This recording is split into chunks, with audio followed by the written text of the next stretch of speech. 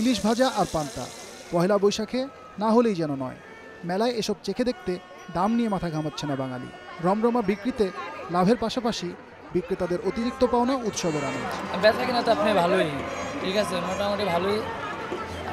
সামনে দিকে আরও কাস্টমার বাড়বো। পয়লা বৈশাখের যে উৎসব আসলে সে অনুপাতে আর কি পাবদা ইলিশের তেমন দাম রাখছে না, 200 টাকা করে প্রতি খুরা রাখছে, সমস্যা নেই।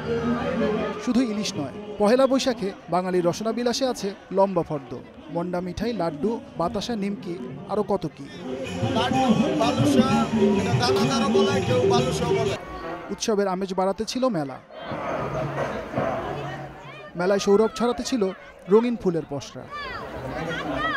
ঐতিহ্যের অংশ দেশি বাদ্যযন্ত্রের কদরটাও এখন যেন দেশি উৎসব কেন্দ্রিক। আর পহেলা বৈশাখ হলে তো কথাই নেই। এই উৎসব বাণিজ্যে যারা কিছুই কিনতে পারেনি তাদের পাশে দাঁড়াক সামর্থ্যবানরা। সবাই যেন খুশির ভাগিদার হয়। 1421 সবার জন্য মঙ্গলময় হোক।